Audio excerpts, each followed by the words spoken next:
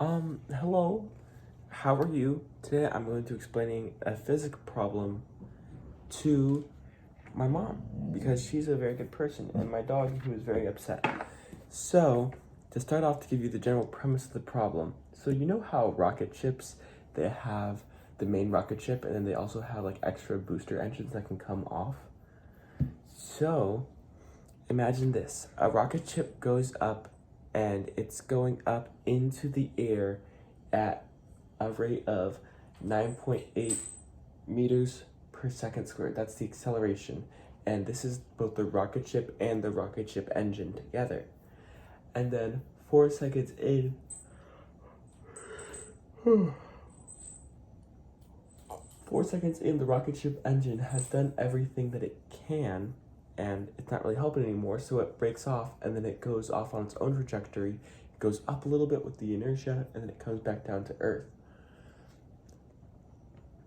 Our job is to calculate, or the point of this problem is to calculate how much time the rocket engine spent up in the air, just from the initial launch off with the rocket ship to when it hit the ground. So, once again, to just restate a couple of the factors, the rocket ship's acceleration is 9.8 meters per second. Like, it's 9.8 meters per second upwards, and then that happens for 4 seconds, and then it breaks off and it goes off on its own, and then it's just like a free-falling object. Like, it has no forces working upon it besides gravity, which is negative 9.8 meters per second squared. So, does that make sense so far? Mm-hmm. All right, so to figure out how long it spends up in the air, first we do a couple of little calculations just to make it make sense. Okay. So, the first section, it's pretty easy. So it goes, we're just gonna say that this is the total trajectory of the rocket booster. It goes up and it comes back down. But up to here, it is the rocket booster while it's still attached to the rocket. So part of the problem is that it's attached to the rocket for 4 seconds. So we just automatically know that this is 4 seconds, 4s, and it goes at an acceleration of positive 9.8 meters per second squared. So that's honestly, it's really simple. So in this first little segment, it spends 4 seconds going. So in this next thing, to figure out how much time the rocket spends going from when it detaches from the rocket to when it is at the peak of its arc. Mm-hmm.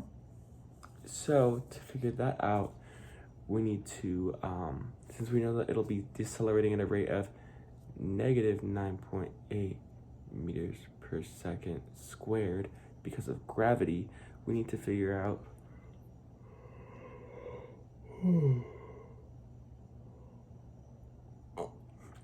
how fast it was going. So, well, how fast it was going when it detached. So to figure that out, we need to do 9.8 meters per second squared times 4 seconds, because that's how quickly it's accelerating times for how long it's accelerating. So to do that, we end up with the grand total of 39.2 meters per second. And that, again, is the rocket booster's speed when it detaches from the rocket ship. So once we know that, then we need to figure out, and now that we know that, we can use that to figure out how much time the rocket spends decelerating before it starts coming back down. Okay. And then to do that, we would do 39.2 meters per second divided by 9.8 meters per second squared, which would give us 39.2 divided by 9.8 equals, look at that, it works out again. It is for 4 seconds. So again, the rocket goes and it accelerates with the rocket ship for 4 seconds, and then it detaches, and then it free falls while still moving upwards for 4 seconds.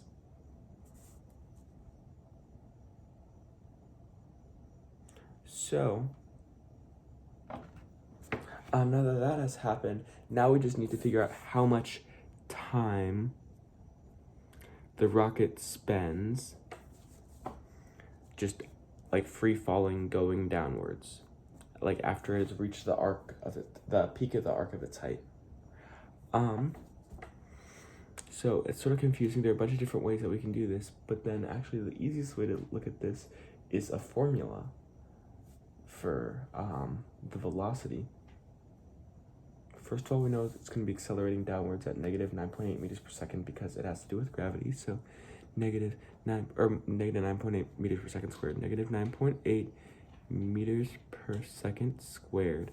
And then we can use the formula velocity final equals velocity initial plus 2 times acceleration, which in this case is negative 9.8 meters per second squared, and then times the change in x. So we need to figure out how high it goes above the Earth. So from here to as far down as it falls. So then that's the next thing that we need to figure out. And we'll end up putting that value right here. And then once we do that, that'll make our lives very easy. So to figure out that value, we just need to figure out how far this goes here. So to find how high the rocket goes, right, we can just find how high it goes in each section, and then we can just add them together because that'll give us the total height. So to do that, if we know that the initial velocity is 0, and we know that the final velocity is 39.2 meters per second, and it does that transition in 4 seconds, then to figure out how the total distance that goes in that time, we can take the average of those 2 times, and then we can multiply it by 4. Does that make sense? Mm-hmm. All right, so to do that, we get 39.2 and 0. The average of those 2 times is 19.6, and then that times 4 equals 78.4. Okay, and again, 78.4 is the meters that the rocket booster goes while attached to the rocket ship. Okay. So I'll write that down, 78.4 meters. And then here, since again, we're going from 39.2 meters per second to 0 meters per second, and that's again happening over 4 seconds, the average would again be 19.6 meters per second, and then that times 4, which equals 78.4 meters.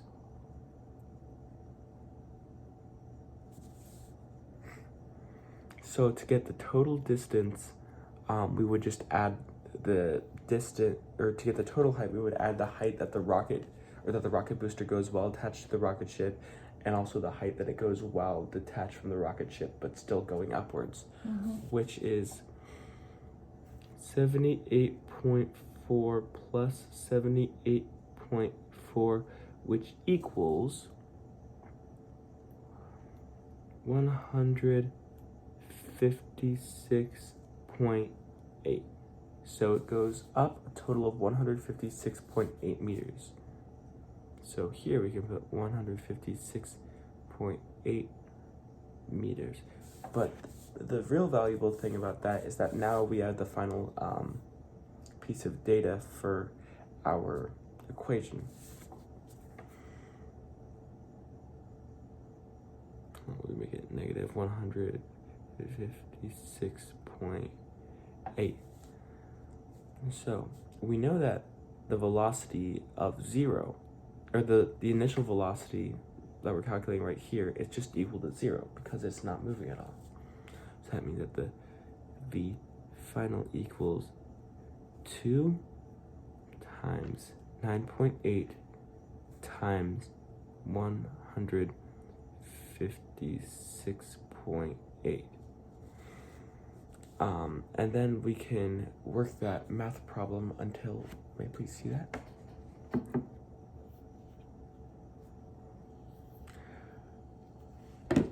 So we can work that math problem and just keep working it out. So velocity, oh, sorry, I'm being dumb. It's velocity final squared equals velocity initial squared. Velocity final squared equals equals that, which means that velocity final equals 2 times 9.8 times 156.8, which equals 3073.28, but that's velocity final squared. 3073, but that means that just velocity final not squared equals the square root of that, which is 55.44.